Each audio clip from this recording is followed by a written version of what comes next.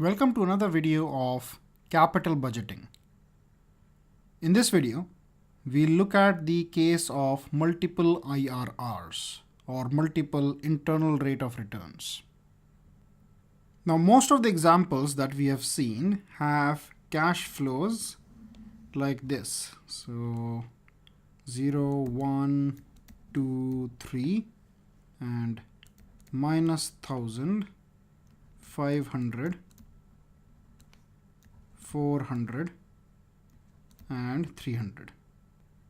So in this type of project, we have one or more cash outflows in the beginning of the project, followed by a series of cash inflows. This type of cash flow is known as normal cash flow. However, there are some projects where a large outflow is needed sometime during or at the end of the project. So consider this project 0, 1, 2. Let's say the initial outflow of cash is 1.6 million. Then at the end of the first year, there is a cash inflow of 10 million. And at the end of second year, again there is an outflow of minus 10 million. These projects are said to have non-normal cash flows. So non-normal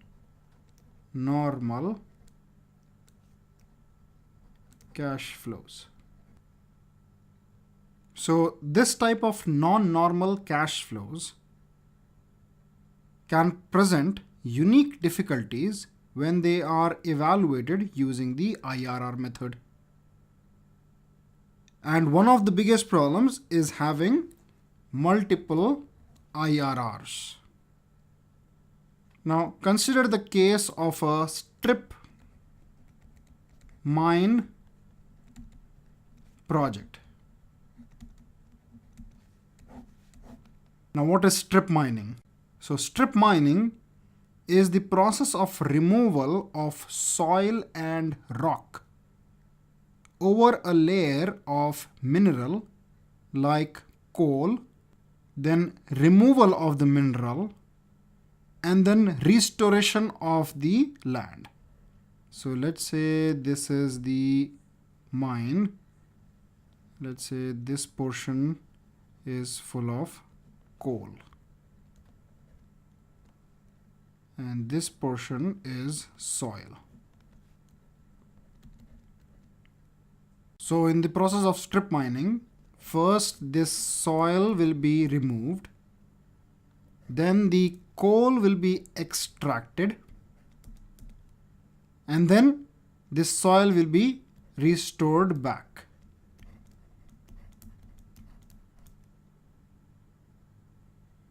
So basically, the restoration process, which is at the end of the project, is also going to cost some money.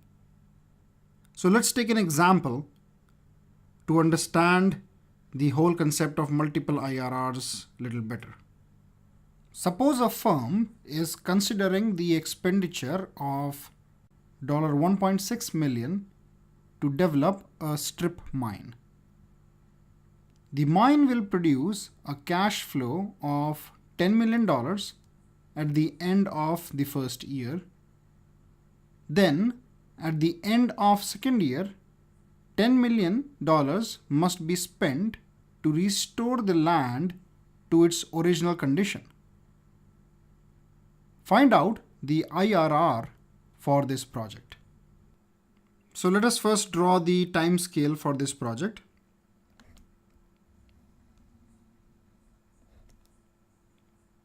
So the total tenure is 2 years. Now at the beginning, there is a outlay of $1.6 million. At the end of first year, there is a cash inflow of $10 million.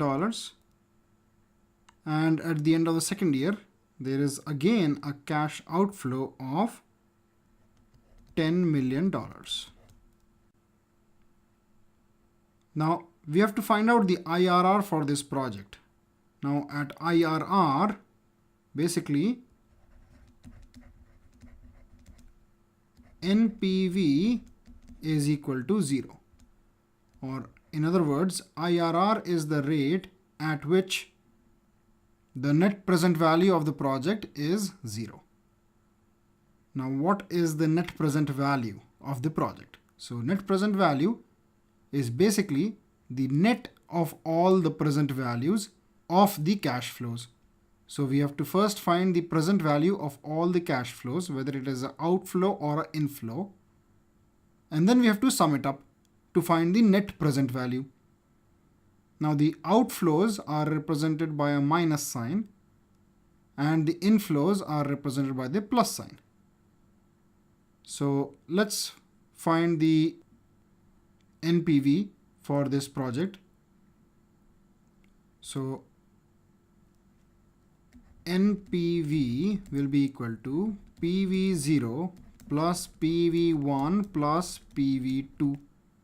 Now what is PV0? So PV0 is the present value of the cash flow that is happening today, which is this $1.6 million. What is PV1? PV1 is the present value of the cash flow which is happening at the end of the first year. So the present value is PV1, and PV2 is the present value of the cash flow which is happening at the end of the second year. Now we know that NPV will be 0 at the IRR. So PV0 is the same, which is minus 1.6 million, or in absolute terms I can write 1,600,000 plus, now what is PV1? So PV is equal to future value divided by 1 plus I to the power n. So in this case, the future value is 10 million. I is nothing but the IRR, so this will be R in this case, and n is the tenure for which this cash flow is being discounted, which in this case is 1 year. So PV1 is FV1 divided by 1 plus R to the power N1. Similarly, PV2 is FV2 divided by 1 plus R to the power N2, or 0 is equal to minus 1,600,000 plus, now FV1 is 10 million. So 10 million is 1,000,000 divided by 1 plus R to the power N1, N1 is 1, plus FV1, which is minus 10 million, so 1,000,000 divided by 1 plus R to the power N2, so this is 2. Now let's take the 1.6 million on the other side of the equation. So our equation becomes, or 1,600,000 is equal to 1,000,000 divided by 1 plus R minus 1,000,000 divided by 1 plus R square, or 1,600,000 is equal to, now we can take this 10 million common, so 1,000,000 into bracket 1 divided by 1 plus R minus 1 divided by 1 plus R square. Now we can cancel these zeros on both the sides. So 1, 2, 3, 4, 5. 1, 2, 3, 4, 5. So or now we can take this 100 on the other side. 16 divided by 100 is equal to, now let's take the LCM as 1 plus r square. So 1 plus r square. Now here we'll have to multiply with 1 plus r. So 1 plus r minus 1. So this 1 gets cancelled with this 1. And we can divide the numerator and denominator by 4. So 4 4s are 16. 4 2s are 8. 2 carry over. 4 5s are 10. So or 4 divided by 25 is equal to r divided by 1 plus r square. Or now let's cross multiply. So 4 into 1 plus r square is equal to 25 into r. So 4 into 1 plus r square is equal to 25 times r. Or 4 into, now we know that a plus b whole square is equal to a square plus 2ab plus b square. So 1 square plus 2 into 1 into r is 2 into r plus r square is equal to 25 times r. Or 4 into 1 square is 1, so 4 plus 4 into 2r becomes 8r plus 4 into 1 times r square becomes 4r square is equal to 25r. Or 4r square, now we'll bring this 25r on this side. So 8 minus 25 becomes 17. So minus 17r plus 4 is equal to 0. Now this is in the form of a quadratic equation, and we know that if the equation is ax square plus bx plus c equals to 0, then x is equal to minus b plus minus square root of b square minus 4ac divided by 2a. So here a is equal to 4, b is equal to minus 17 and c is equal to 4. So here the value of r becomes minus b. So minus b means minus of minus 17.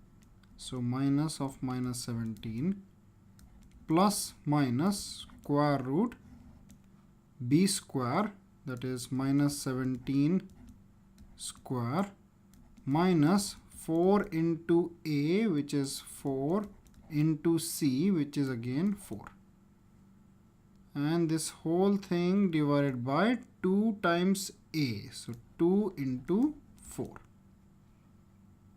So this is equal to 17 plus minus square root. This will become 17 square minus 4 into 4 is 16 and 16 into 4 is 64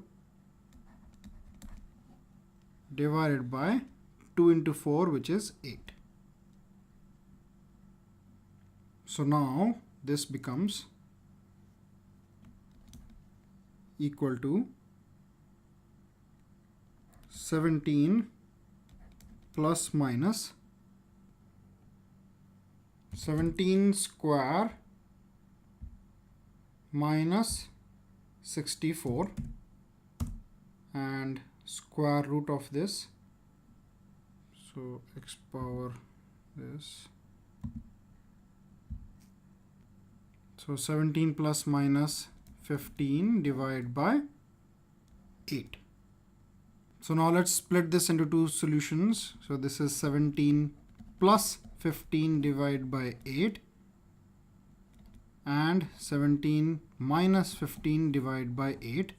So 17 plus 15 becomes 32 divided by 8. 8 4s are 32, so this becomes 4. Now this is 2 divided by 8, 1 by 4, so this is 0.25.